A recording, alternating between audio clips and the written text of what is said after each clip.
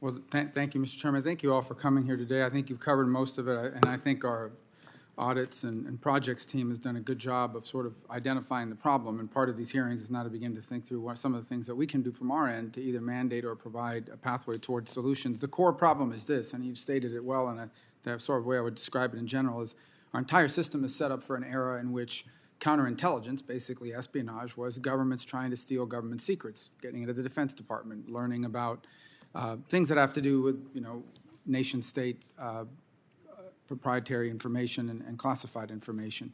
And we're now in an era in which the activities of intelligence agencies from around the world come from a variety of countries with different intentions, and they range from cyber intrusions designed to both steal secrets and also to generate revenue, to disinformation and misinformation to try to steer and influence and shape American policy and divide us and distract us or debilitate us, to obviously academia, both because they're interested in the research, but frankly, in many cases, to try to influence students.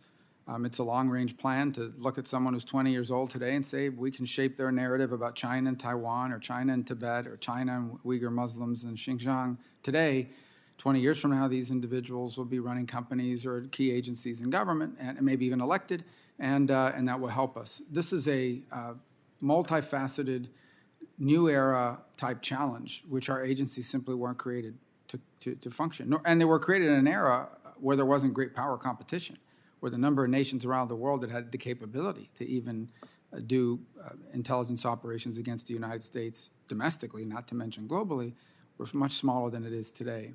So really the hope here today is to understand how we can help clarify the mission, particularly of the National Counterintelligence and Security Center, the NCSC, so how we can give it a clear mission that captures the full array of challenges, provide them with well-defined authorities that allow them to do that, and then understand whether or not we're providing sufficient resources to be able to carry that out. And those three things, having the clear mission, having the authorities to carry out the mission, and having the resources to carry out that mission are the path forward. But it really begins with understanding a clear mission as to what it entails and all the intricacies and complications that would come with that. So all of you have been involved in different ways with this, and we're grateful you come in today to help us begin to chart the way forward.